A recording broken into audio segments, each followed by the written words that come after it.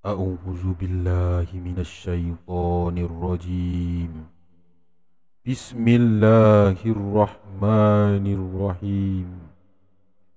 قل أعوذ برب الناس، مالك الناس، إله الناس، من شر الوسواس الخناس الذي يوسوس في صدور الناس من الجنة والناس. صدق الله العظيم.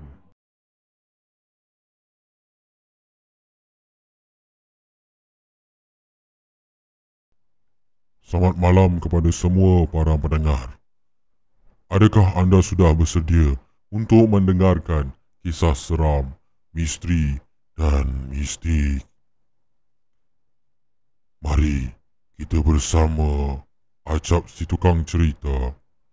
Pastikan anda tidak kesorangan kerana anda di dalam Remang 12.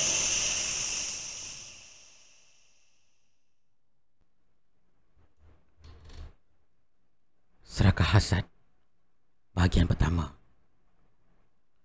Kisah berlaku sekitar penghujung tahun 90-an. Ia terjadi kepada keluarga Arman yang ketika kejadian baru berusia 7 tahun. Kisah ini diceritakan semula oleh Mama Arman apabila Arman menginjak dewasa. Pada suatu pagi, ayah dan Mama Arman sibuk memunggah barang ke lori. Arman dan adik perempuannya Damia hanya memerhati dari jauh. Mereka berdiri di halaman rumah sambil makan aiskrim Malaysia. Selepas barang habis dipunggah, mereka bersiap sedia untuk bertolak ke destinasi yang nak dituju. Mama, kita nak pergi mana ni? Tanya Arman. Mama yang ketika itu sedang mengenakan pakaian yang cantik kepada Arman dan Damia lalu berkata, "Kan kita nak pindah? Abang dah siap kan? Dah. Pergi tolong ayah masukkan beg dalam kereta. Sekejap lagi kita nak bergerak." "Oloh, tak bestlah pindah. Nanti abang nak main dengan siapa?" "Abang, Mama cakap apa semalam? Dah janji kan?" "Okey, jadi budak baik. Kalau tak dapat basikal." Si Arman memuncungkan mulutnya. Lalu dipimpin adik perempuannya keluar dari bilik mereka. Arman ambil beg galasnya yang hanya berisi permainan dan 1 atau 2 buah buku komik untuk dibaca semasa dalam perjalanan nanti. Adiknya Damia yang masih belum mengerti apa-apa hanya mengikori abangnya ke sana kemari tanpa membantah. Malam sebelumnya, Arman sedang bermain-main bersama dengan adik perempuannya. Lalu terlihat Mama dan ayahnya sedang sibuk mengemas. Mama, kenapa kita sibuk kemas-kemas ni? Nak raya ni?" "Taklah bang, kita nak pindah." "Kita nak pindah bang. Ayah pindah kerja dekat Johor. Lepas ni senanglah abang nak jumpa Abang Afiq kan?" Abang Afiq sepupu rapat kepada Arman. "Habis tu kawan-kawan abang macam mana?" "Alah, nanti dekat sana abang dapat ramai kawan. Nanti ayah belikan basikal yang abang nak tu kan? Bolehlah abang main dengan kawan-kawan dekat sana." Mama menjegilkan mata. "Tapi janji jadi budak baik dulu. Kalau tak, no basikal." Arman sedikit tersenyum, lalu dipeluk Mama dan ayah. "Okey Mama, ayah." Ayah si Arman ketika itu telah mendapat lesen untuk membuka perniagaan percetakan beliau. Lalu dia mengambil keputusan untuk berhenti berkhidmat di salah sebuah syarikat milik kerajaan di Kuala Lumpur dan membuka perniagaannya sendiri di Johor Bahru. Tujuannya tak lain dan tak bukan, ialah untuk membantu ahli keluarga yang lain menaik taraf kehidupan mereka dan berbakti kepada mereka yang telah berjasa kepada beliau sebelum ini. Ayah Arman membeli lot rumah kedai 2 tingkat di pinggir bandar Johor Bahru. Di sebelah bawah kedai menempatkan pejabat dan mesin-mesin serta ruang percetakan. Manakala di sebelah atas dijadikan rumah untuk mereka 4 beranak bersama 2 orang lagi adik mama, iaitu Rizal dan Rahman, serta seorang anak saudara ayah bernama Din. Ruang yang dijadikan rumah itu agak luas. Cuma bagi menjimatkan kos ketika itu, 5 bilik dan pembahagi ruang tamu serta dapur hanya dibuat menggunakan papan dan partisan saja. Walaupun nampak ringkas, tapi cukup selesa buat mereka berteduh. Ayah Arman memang seorang usahawan yang berkaliber. Dalam tempoh tak sampai setahun, perniagaannya maju. Macam-macam projek percetakan diperolehinya. Dari projek kecil hinggalah projek besar. Hinggakan projek merchandise Sukom 98 pun ayah Arman dapat. Memang bukan calang-calang orangnya. Bukan itu saja. Mereka juga bakal menimang cahaya mata ketiga apabila Mama Arman disahkan hamil 2 bulan. Kehidupan mereka sekeluarga pada ketika itu sangat bahagia. Namun, langit tak selalu cerah. Apabila perniagaan mereka perlahan-lahan mulai merosot. Tak ramai pelanggan yang datang untuk mendapatkan perkhidmatan percetakan mereka. Pelanggan sedia ada pun ramai yang lari.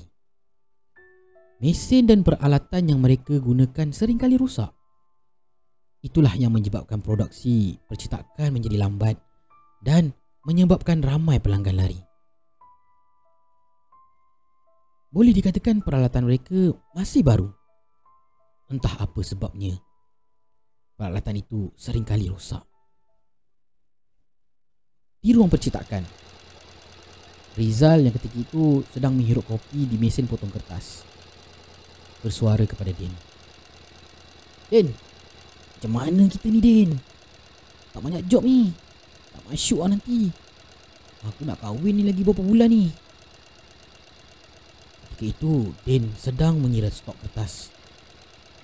Sabar je lah Rizal. InsyaAllah ada rezeki kita nanti. Rizal memuncungkan mulutnya. Masalahnya dah nak masuk 2 bulan kita macam ni. Gaji ciput sangat ni.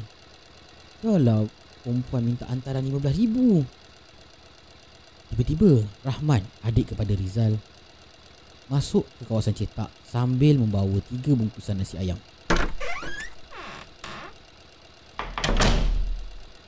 Dia letakkan atas meja makan yang telah disediakan. Rahman dan Din buka bungkusan dan makan. Rizal pula hanya berdiri di sebelah mesin sambil menghirup kopi aisnya. Bang, bang. Rizal menyahut. Kenapa? Malam tadi kau kerja sampai pukul apa bang? Rizal menghirup kopi aisnya. Sampai pukul 6 petang. Lepas tu aku keluar dengan Din pergi Komtar beli seluar. Kau balik pukul apa semalam? Aku balik nampak kau dah terbungkang dah. Nanti kau jangan lupa tau ambil baju kau tu pergi basuh. Rahman yang ketika itu sedang lahap makan memperhatikan suapannya. Lalu dia memandang ke arah Rizal dan Din. Mukanya kosong, tiada reaksi. Man. Man. Termenung pula budak ni. Man, kau kenapa Man? Kejap. Bang, kau biar betul bang. Bukannya kau sekali dengan aku ke susun stok semalam? Lalu dia menyampuk dengan muka pelik. Apa yang kau merepek ni Man? Kita orang pergi bandar semalam sampai pukul 12. Bila kita orang balik, kau dah terbungkang tidur. Korang ni saja kan nak takutkan aku kan? Ayah Arman masuk ke dalam ruang percetakan, berjalan ke arah 3 orang budak bujang yang sedang keliru itu, sambil membawa beberapa artwork. Ayah Arman berjalan sambil semak artwork menuju ke arah Rizal. Rizal, artwork ni nanti kau adjust sikit Dia punya bleed measurement dia lari sikit ni Kau tolong Ijaz Rizal memandang ke arah artwork sambil menghirup kopi ais ikat tepinya itu. Lalu mengangguk faham. Ni Man, kau kenapa semalam naik tak tutup shutter? Pintu apa semua kau tak kunci? Nasib baik Din dengan Rizal ni keluar ke bandar semalam tau. Kalau tak semua orang duk lepak ke atas sampai ke sudah tak ada yang perasan pintu kedai tak tutup. Rahman bangun, pergi cuci tangan, dan sambil mencuci tangan, dia bercerita. Bang Amin, semalam pukul 9 malam lepas Abang Amin naik, saya memang nampak Abang Rizal tengah kira stok dengan saya. Lepas tu saya tanya dia, Bang, nak naik tak? Dia giling kepala. Tu yang saya biar saja pintu terbuka macam tu.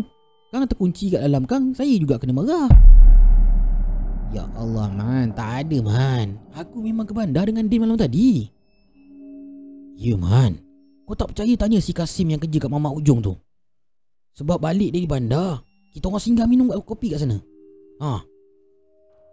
Sabar, bagi aku habis cerita dulu. Memang aku nampak kau dengan Din keluar, tapi lebih kurang dalam 8.30 macam tu korang masuk balik terus ke store.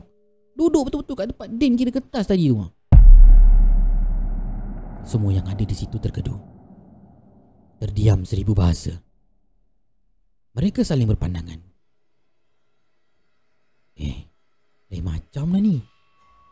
Hari tu masa aku tengah buat artwork waktu petang, aku macam dengar orang main lari-lari kat dalam ni. Tapi bila aku tengok tak ada pula. Imajinasi kau je tu. Dah. Semua sambung kerja. Tak ada apa lah. Fokus pada kerja kita. Ada banyak projek tangguh ni. Rizal, Rahman dan Din mengemaskan meja makan dan sambung kerja seperti biasa. Pelbagai kisah misteri terjadi selepas kejadian Rizal ditemani abangnya semasa melakukan kerja di ruang cetakan. Ada di antaranya lampu dan peralatan elektrik mati dan hidup sendiri. Mesin cetak hidup dengan sendirinya. Ada ketika terdapat bau busuk yang tak menyenangkan di ruang cetak. Lain pula kisahnya si Damia. Ia seringkali bermain dengan rakan fantasinya yang dipanggil Kak Ina. Tak kira siang atau malam, Damia akan bermain bersama Kak Ina. Arman cuba memberitahu situasi tersebut, namun seringkali tak diendahkan oleh mama dan ayah. Arman berlari ke arah ayahnya. Ayah. Kakak tu pelik lah. Dia membahasakan Damia sebagai kakak. Lalu dia mengadu. Ya, dia main dengan siapa entah. Cakap sorang-sorang. Bila abang nak join, dia kata Kak Ina tak bagi join. Ayah yang ketika itu sedang berehat di sofa sambil berbual-bual dengan mama, memandang Arman dengan muka yang marah. Alah, abang kan dah besar. Mengalahlah dengan adik. Adik tu biasalah dia main dengan anak patung dia tu. Kau nak main anak patung juga? Kau tu lelaki tau. Tapi ayah, hari tu abang nampak. Abang tak nampak ayah dengan mama tengah cakap ni? Pergi sana main dengan adik, lepas tu pergi tidur. Dah malam kan? Kata mama Arman.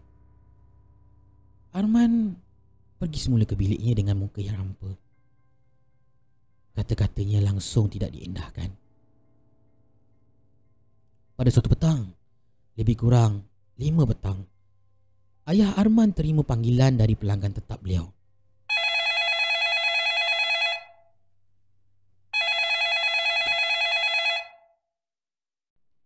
Hello?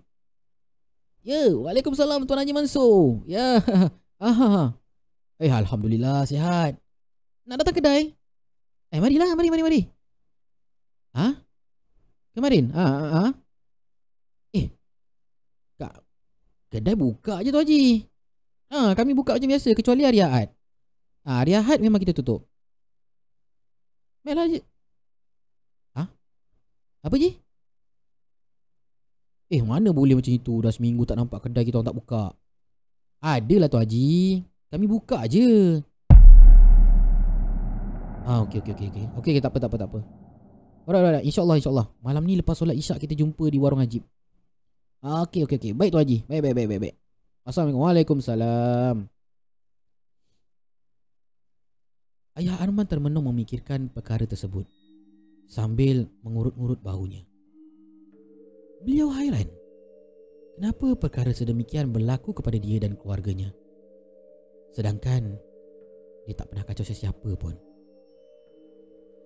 Entah bila ayah Arman terlelapkan mata dan tiba-tiba Abang Amin. Bangun. Abang Amin. Ish, ya Allah, Allahu Akbar, astagfirullahaladzim. Kau kenapa ni, Man? Kakak Liza jatuh tangga, bang. Kak Liza jatuh tangga. Masya Allah, isteri aku. Ayah Arman dan Rahman bergegas berlari ke anak tangga naik ke rumah mereka. Sampai saja di anak tangga yang pertama, ayah Arman terkedut. Meremang seluruh tubuhnya apabila beliau terlihat terlalu banyak darah yang mengalir pada anak tangga. Lututnya seakan memelai. Nak pitam rasanya. Tapi dia tetap gagahkan badannya untuk terus berdiri. Ayah Arman memandang ke atas dan melihat isterinya yang sedang duduk di tangga sambil menahan dan mengerang kesakitan. Ayah Arman seakan kejung di situ.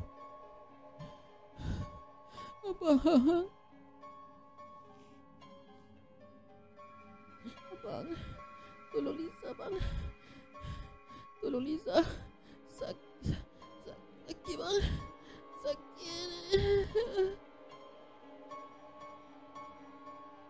Rahman yang berada di belakangnya menggoncang-goncangkan badan ayah Arman. Bang Amin. Bang, kita nak buat apa ni, bang? Saya panggil ambulan Tak semena-mena terdengar jeritan anak perempuan mereka di muka pintu masuk rumah. Damia seakan-akan sedang memukul seseorang sambil menangis teresak-esak. Kak Ina jahat. Kenapa tolong Mama? Ina jahat. Kenapa tolong Mama?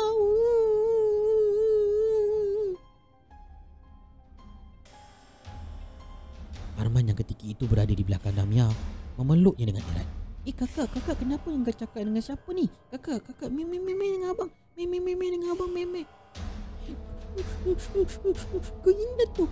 Kena mati. Dia mati. Namanya ayah mama. Ih, kakak ni siapa Kak Ina? Tak ada siapa lah. Jom sini dengan abang. Sini dengan abang. Kena tu. Kena tahan. Tak Ina buat mama. Jeritan Damia mengejutkan ayah Arman. Lantas beliau memeluk isterinya yang sudah mulai lemah di atas tangga. Ayah Arman buntu. Tak tahu nak berbuat apa. Kemudian dia memandang ke atas untuk melihat situasi Arman dan Damia. Alangkah terkejutnya dia apabila beliau memandang ke atas. Terdapat sosok tubuh seorang perempuan berselubung dengan selendang hitam, berjubah hitam, berdiri sambil memandang ke arah Damia dan Arman. Seakan mendapat ilham dari Yang Maha Esa, ayah Arman menjerit. Allahu Akbar. Man, kau pergi panggil ambulans, Man. Lepas tu kau pergi panggil Ustaz Samsul sekali. Rizal, Den. Ambil Arman dengan Damia masuk bilik. Cepat sekarang. Rizal, Den, kau dengar tak? Makhluk tadi masih memandang tajam ke arah Arman dan Damia. Rahman berlari menuju ke pejabat. Lalu Rizal dan Din berlari tergesa-gesa, terkejut dengan jeritan ayah Arman sambil menjengah ke bawah dari muka pintu. Kau jangan nak apa-apakan anak-anak aku, setan. Kau jangan nak apa-apakan anak aku. Makhluk tadi mengalihkan pandangannya kepada Mama Arman dan Ayah Arman. Mukanya seakan marah. Matanya merah. Giginya yang berterabur diketap-ketap seakan berkata sesuatu. Kemudian, makhluk itu bergerak perlahan meratapi Ayah Arman yang sedang memeluk erat Mama Arman yang tak berdaya itu. Rizal! Kau bawa budak-budak tu masuk bilik! Din! Kau azan, Din! Azan! Allahu Akbar. Rizal dan Din menurut saja arahan dari ayah Arman. Allahu Akbar, Allahu Akbar, Allahu Akbar, Allahu Akbar. Din azan di setiap penjuru rumah mereka. Tidak berapa lama kemudian, azan maghrib berkumandang. Lalu ayah Arman terdengar di cuping telinganya makhluk tadi berkata, "Kau tunggu, aku akan datang lagi. Aku akan pastikan kau dan keluarga kau mati."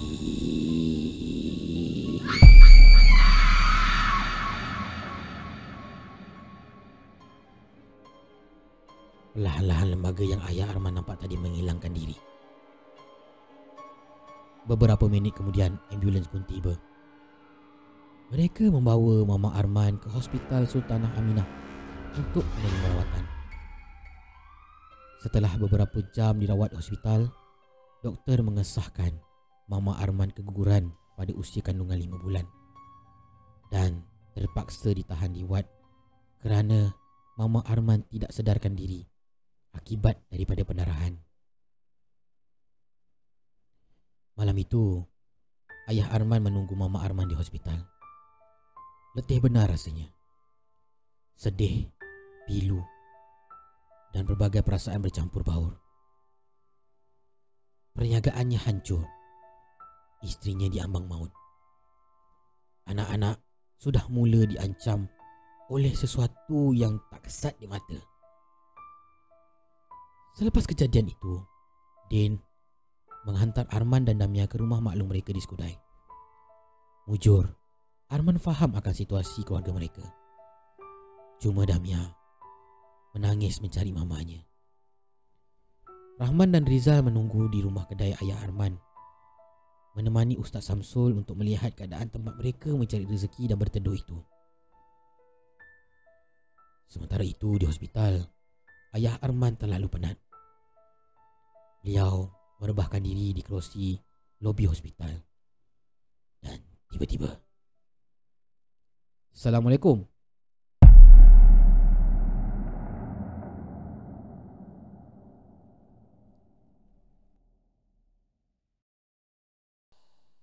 Bersambung.